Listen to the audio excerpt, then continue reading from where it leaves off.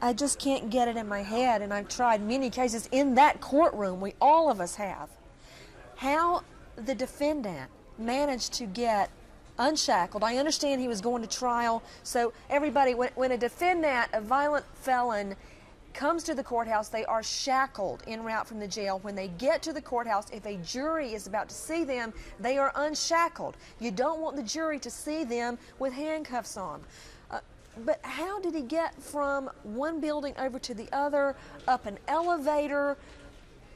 I thought he was trying to break free to get away from trial. In fact, he came back to the courtroom to get the judge. Here beside me, criminal defense attorney Renee Rockwell. Renee, you were in the courthouse when this happened.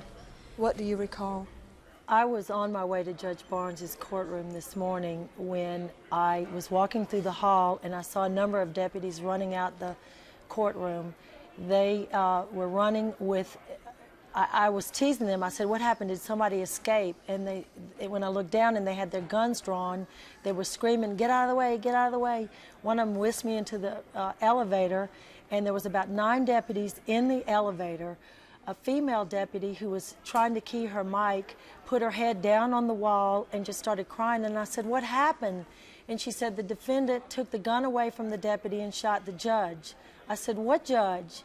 She told me it was Judge Barnes, and I immediately knew that it was the defendant that was on trial for this horrible sexual offense, and who had already taken his girlfriend hostage. That's what he was on trial for. At any rate, we were brought out of the front of the courthouse. I ran around to the side, and apparently the defendant somehow ran across to the new side of the building, got in the stairway, ran down the stairway, ran out onto Martin Luther King, and that's when he shot and killed the last deputy.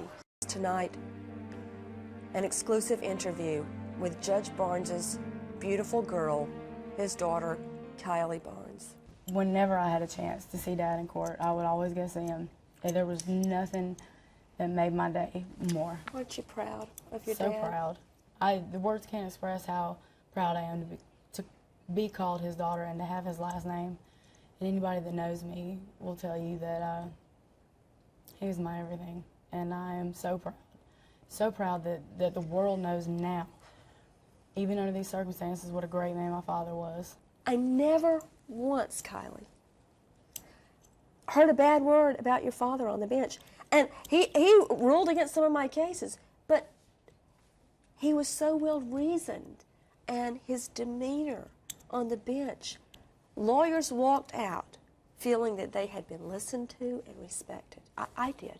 Anybody that talked to my father, whether they were a criminal who wanted legal advice or a judge who was a friend, would walk away feeling the same way.